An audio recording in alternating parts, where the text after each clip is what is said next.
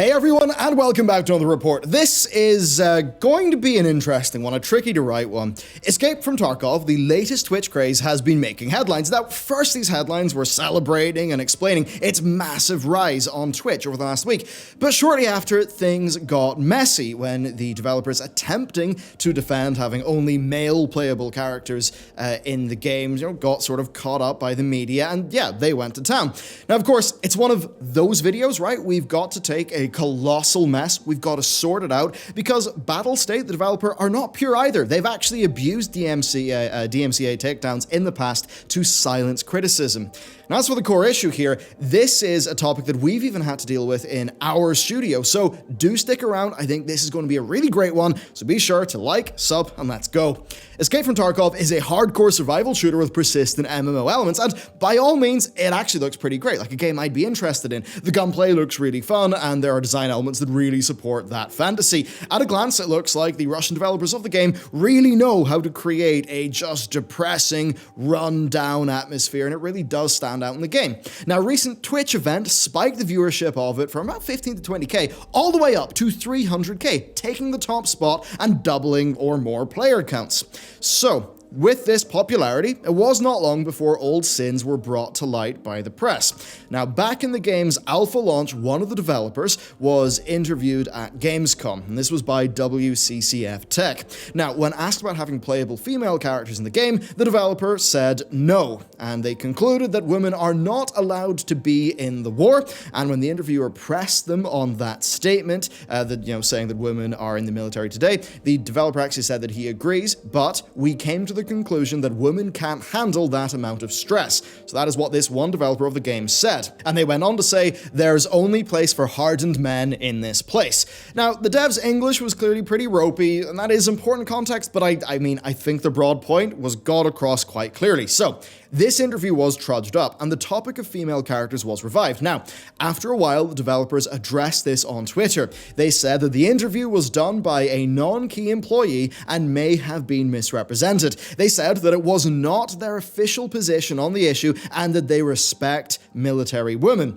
They clear the air, saying that there are women in Tarkov, that there's traders, and that some future planned story characters are women. However, and I think what really led to a lot of this continuing is they did say that there will be no playable females because of the game lore and, more importantly, the huge amount of work needed with animations, gear fitting, etc.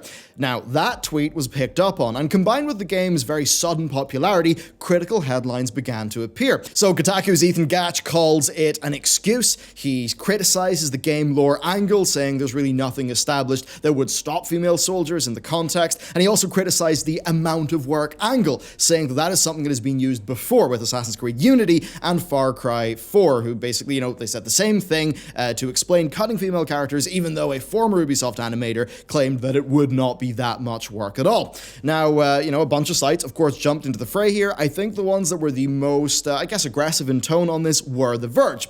Now, to be clear from my view, Battlestate's tweet wasn't great. I mean, it wasn't really particularly clear, just, saying, bringing up the game lore, and not that specific, and then also them blaming the amount of work. That kind of disqualifies it as a creative choice, though that may just be down to them trying to defend themselves and, kind of communicating it poorly.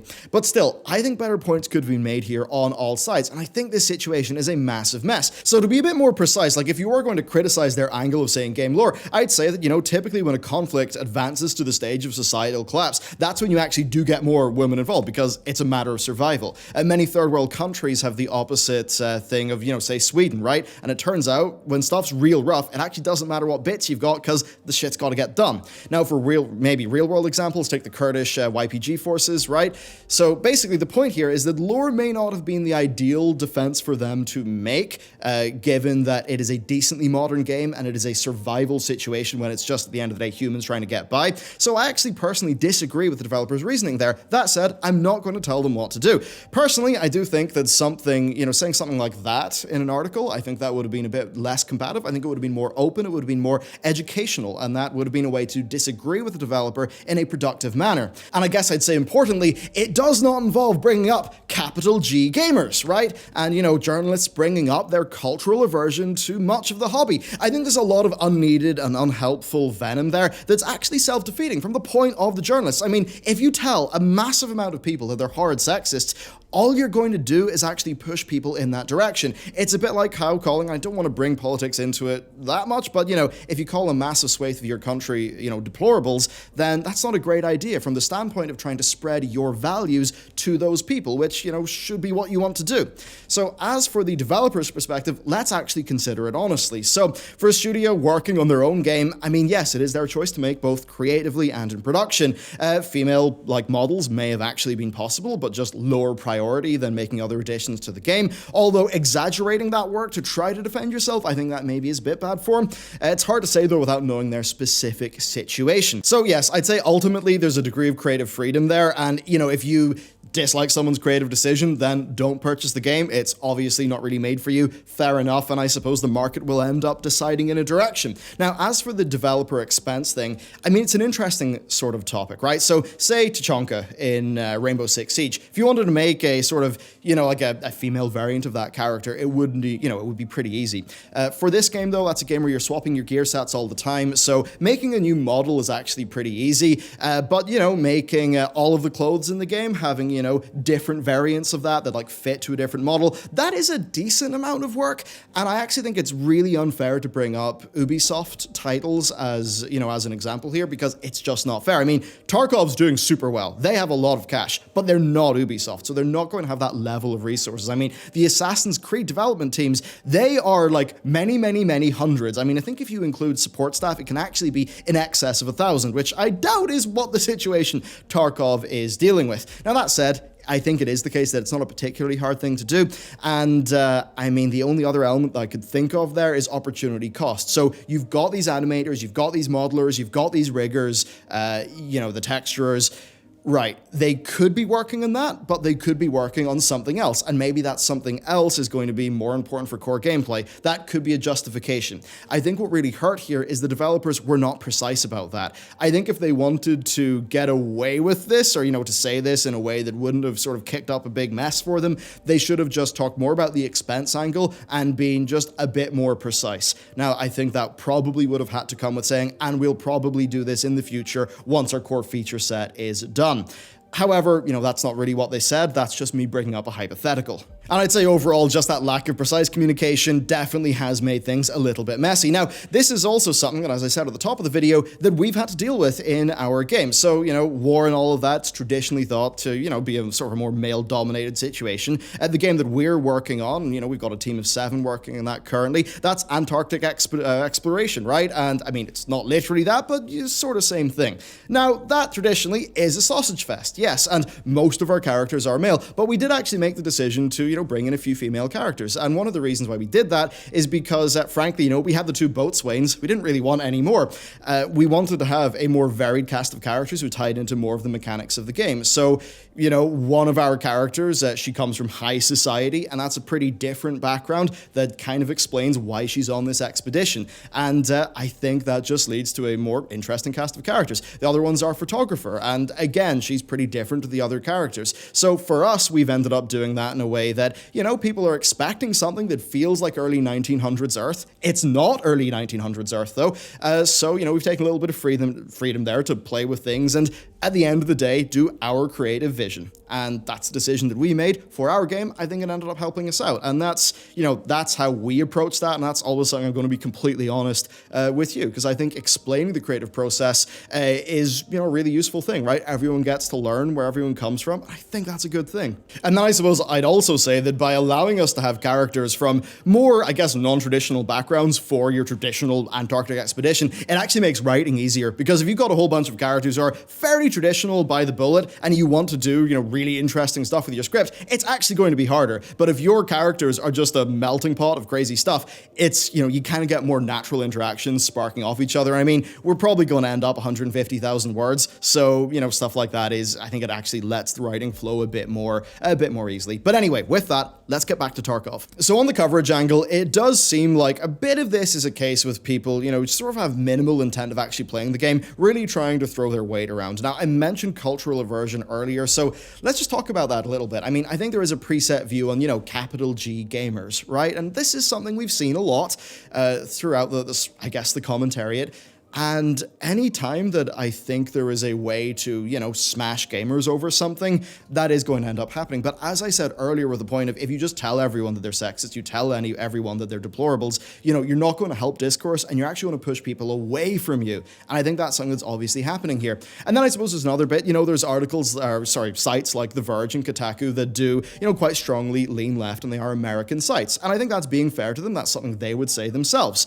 So I do also have to wonder if there is a cultural aversion to Russia, and if that maybe plays into some of this. Although that said, in fairness to a lot of those people who are writing those articles, I think if an American developer did that, or a British developer did that, they'd probably say roughly the same thing. Now, this also does move us on to the idea of power in the press and power in viewership.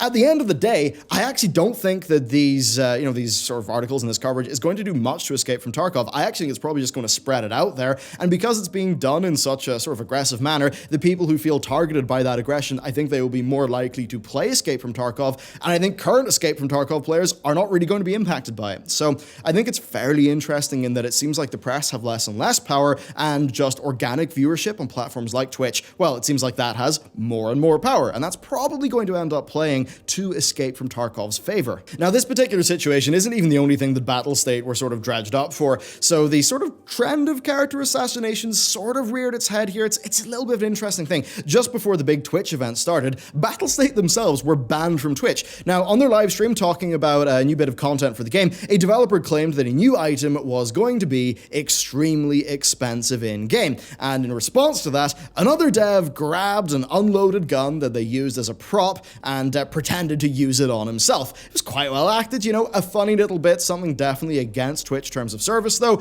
Now, the ban wasn't really the issue there, but there were some people sort of breaking up, like, ooh, those developers are awful, right? Sort of not liking the humor. And I guess that humor is a touchy topic to some.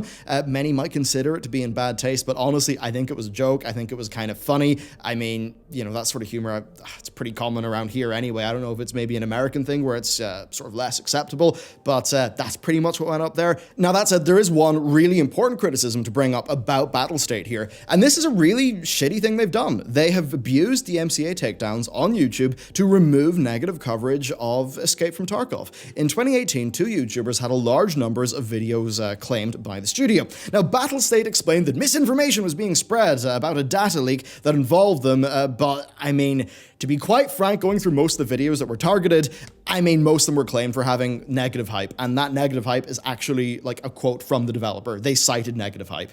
This is basically an indefensible use of the DMCA system, and this should be kept in mind when discussing Battlestate and just what they do as a studio. Certainly, trying to silence criticism is very bad form indeed, and, the point is that whether that criticism is valid or not, that's not necessarily for them to decide, and by trying to preemptively silence that, you show that A, you've got something to hide, and B, that you're afraid of what people are saying.